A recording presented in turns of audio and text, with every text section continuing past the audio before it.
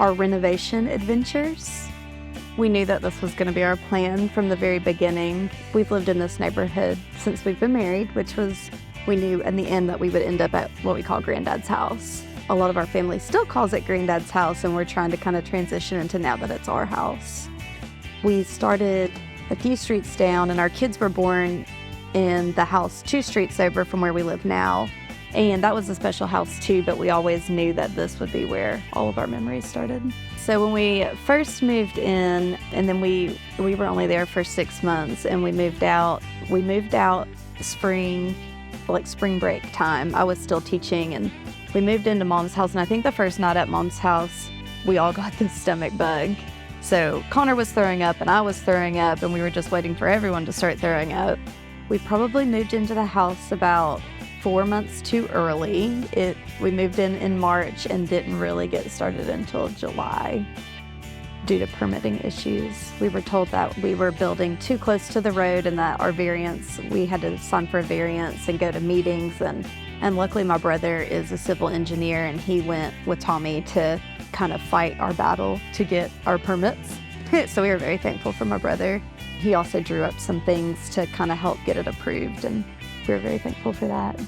And then once we got started, everything went pretty smoothly. I feel like now that we're in winter, the weather has kind of taken a turn.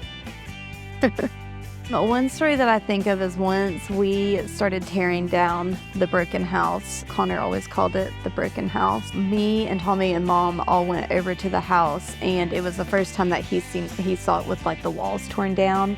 And he walked into his bedroom and looked around, and Mom and I kind of looked at each other because he was just like not sure and kind of almost got emotional and a little bit sad. His room was gone, the walls were down, and ever since then he called it the broken house.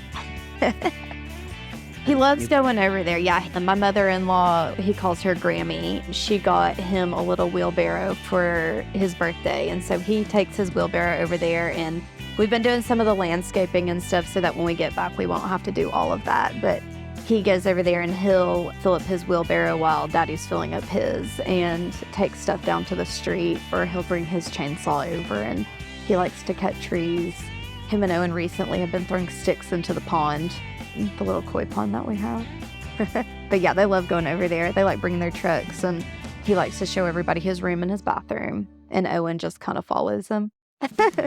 We thought that we would move out spring break and that they would get started about a week later, and we thought that it would go pretty quickly, that we would be in summer so it would be dry and it would be warm and we wouldn't worry about some of the weather issues. We would be in by Christmas, and that would be that. We would live with Mom for about 6 to 8 months, and then we would move back home and start our lives there. So that didn't happen. We've been now going on a year, and we're thinking it will be probably a year to date, if not a little bit more.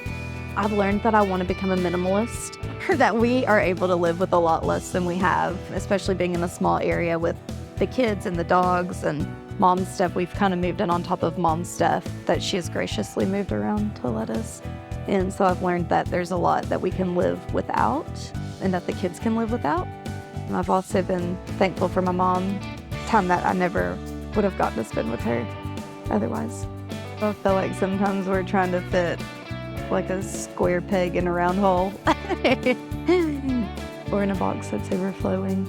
This house is perfect for Mom because it's the perfect size, but I don't think she ever thought that she'd have 4 other people moving in with her. We were really worried about you all sharing a room. That was one of our big things, is you've always had your own bedrooms.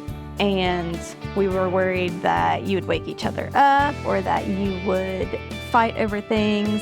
And now that we're getting towards the end of it, we're questioning if you're gonna sleep in your own beds again, or if it's gonna be you're scared of the dark, or we just don't really know because you've been sharing a room for over a year. So that was one thing that we've been worried about, even going back. So it'll be interesting to see how they adapt to that.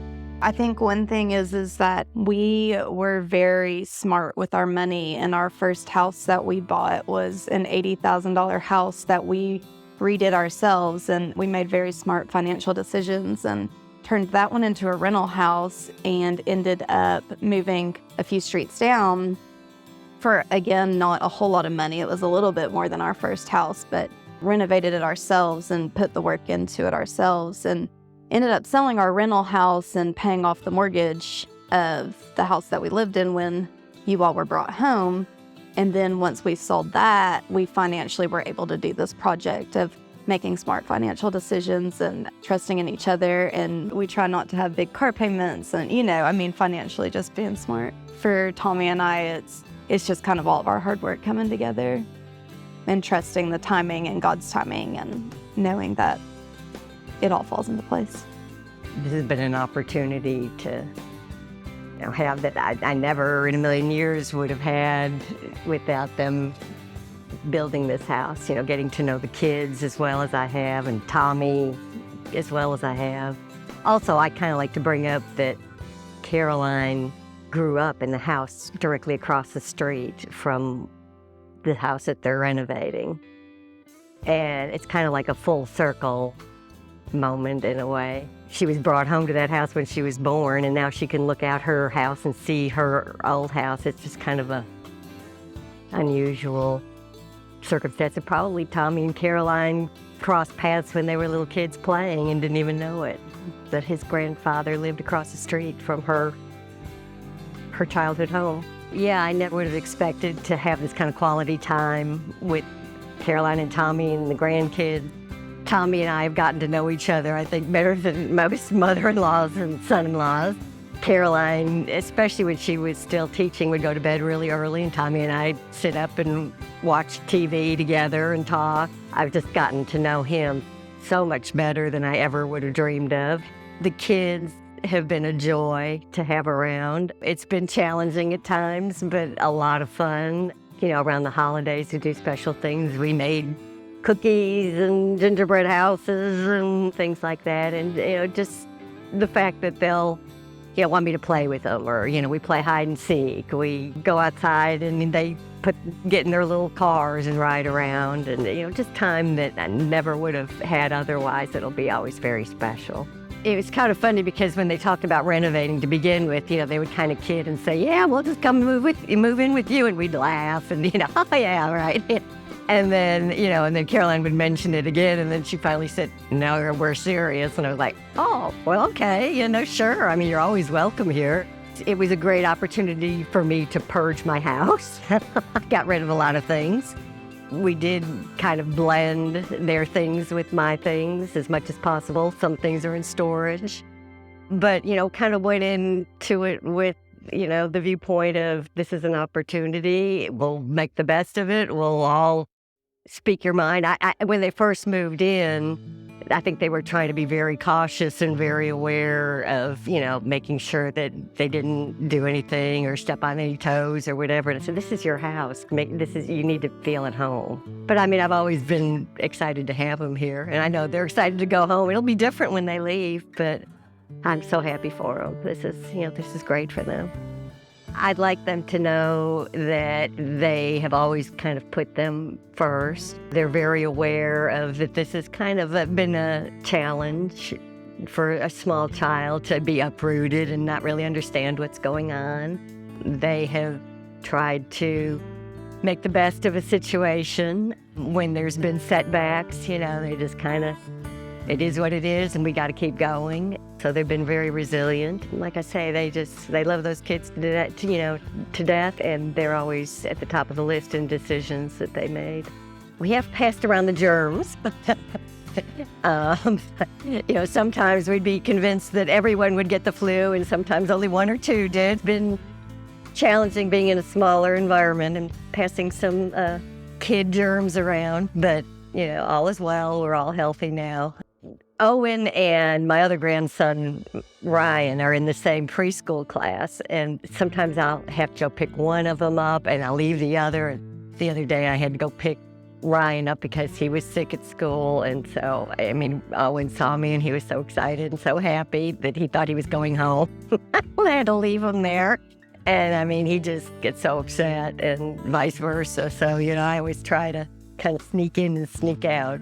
Well, I remember Pat Summit always said, breathe in, breathe out, take, 2 step forward, 1 step back kind of thing. And that's how this has kind of been. It seems like, things would be progressing for them, and then a step back and they'd be disappointed, and then, things would move again. As far as from my point of view, this has been an experience that I never dreamed I would have had. Don't sweat the small stuff. Enjoy your family while you can and while you have them. Take it day by day and be kind to each other, love each other. So many times we are kinder to strangers than we are to our own family. I just want them to know that them being gracious and kind and all has not gone unnoticed, and that I love them. We lived in this neighborhood a long time since we've been married.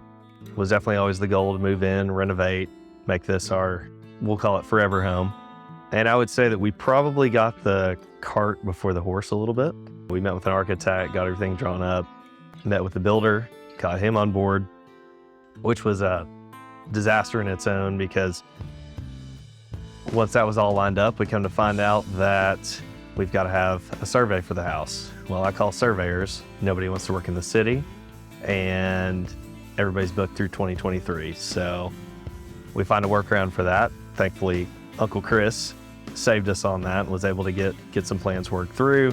We go to the city for permitting and come to find out that we are too close to the street with what we want to do. So we are informed the last day of the deadline that we've got to apply for the variance. They only meet once a month. We get that all sorted out, go to the variance meeting. Uncle Chris once again joins us for that, get that sorted out. We spent about 2.5 hours in a meeting to present for about 5 minutes, because of course we were last. So we get our approval, work through all that, and finally get underway. And the entire time we're living with Noni, well, sometimes referred to as Nini, depends on who you ask. We moved out a little bit too early in this whole process, and unfortunately our builder had started tearing the inside of the house out immediately, so there was no option to go back. And in hindsight, that was a good thing, because once we got down this path and hit as many walls as we did, we thought maybe we shouldn't do this. Maybe we should sell it, move, go and not have the turmoil. But at that point we were locked in. So continued the adventure forward. It's not been without its forthcomings and trials and tribulations, but overall it's been fun. It's an emotional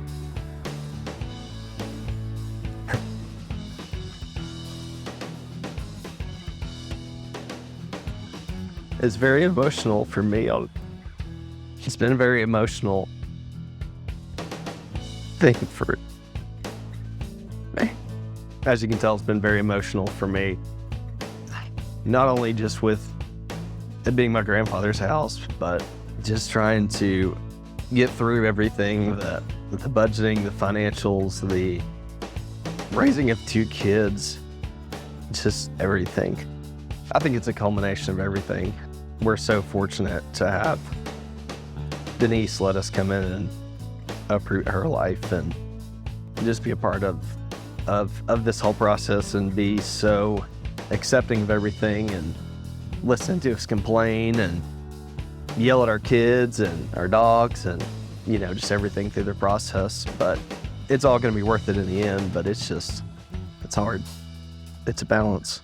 I wanted to capture all of this so that one day Connor and Owen, you guys understand that it was hard, but it's worth it. And having a wife that supports you and mother-in-law who's so supportive, it makes a difference. It's silly to me to get this emotional over it, but it's a culmination of, it's a childhood memory being in this house, and it's gonna be huge to watch my kids grow up in it. Connor and Owen, something that I've known for a long time is your mom is very indecisive. So I usually have to give her options and let her pick. And I have turned over the paint color duty to her. So whatever your rooms are, I'm sorry, or you're welcome. Either way, however that works out. She's doing the best she can with that, but she's been a rock star through this whole thing. She's really helped in the process. Your mom is much more positive than I am. And just basically, she has the wherewithal to say, it is what it is. It'll all work out in the end. So without her, this would have been a lot harder.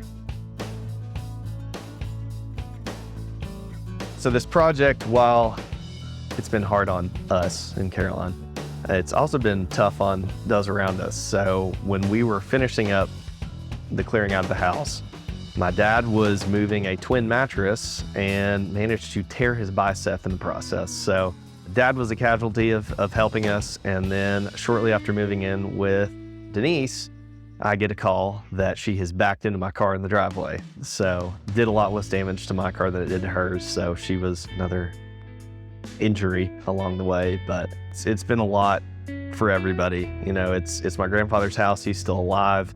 My mom and aunt going through everything and clearing out and just trying to be as helpful as they could in that process. I know that was, you know, an emotional experience for them too.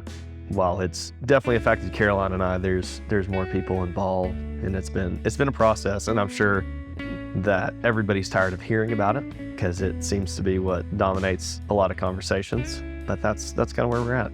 Boys, you all have been a lot of fun through this whole thing, getting to take you over in the different stages of the build. And Connor, you really enjoy picking up every single nail and screw on the project, whether Mr. Tyler wanted you to or not. So that's been fun.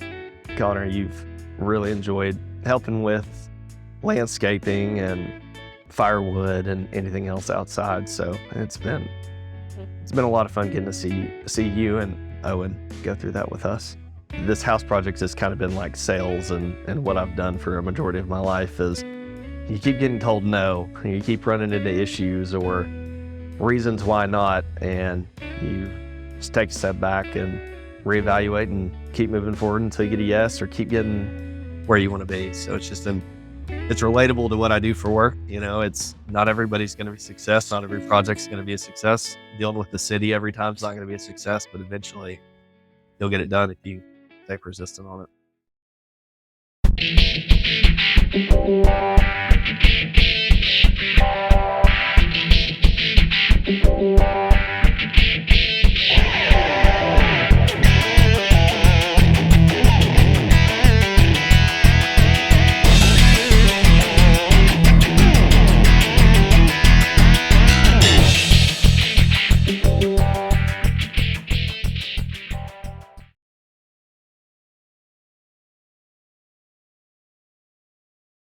You can check us out at morethanmemoriestn.com or call us at 865-414-3954.